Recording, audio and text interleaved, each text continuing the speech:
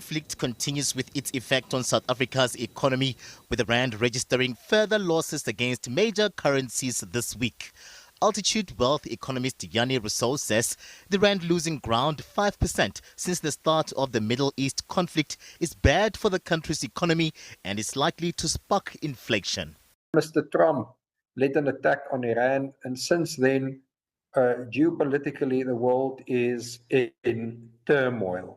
We've seen much higher oil prices, we've seen weakening of the rand, and we've seen international tension escalating, especially as neighboring countries in the Middle East were attacked in retaliation.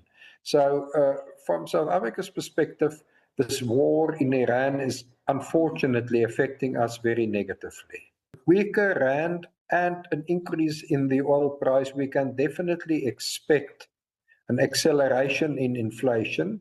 If that feeds through to inflation expectations, the Reserve Bank will keep interest rates higher for longer in order to reach its target of 3% with a 1 percentage point margin around it. So we've already seen the monetary policy expectations changing. Oil prices jumped above $100 a barrel this week, with stock markets also taking a knock after 3 more cargo vessels were hit in the Gulf and Iran's new supreme leader vowing to keep blocking the key Strait of Hormuz shipping route. Economists continue to monitor these developments closely, including the impact of the war on the financial markets. There has been substantial volatility in financial markets over the past month to date for March, stemming from the war in the Middle East. The most recent impact has come about as we have seen the changes to the ability of countries to export oil and oil products. This, of course, includes chemical feedstock, petroleum products, includes petrol and diesel. For South Africa is a major importer of distilled products, and that, of course, is your petrol and diesel products, given the fact that our refineries have lost significant capacity. This week, some local airlines, including FlySafair and SAA, hiked their ticket prices as the Iran war leads to a surge in jet fuel costs.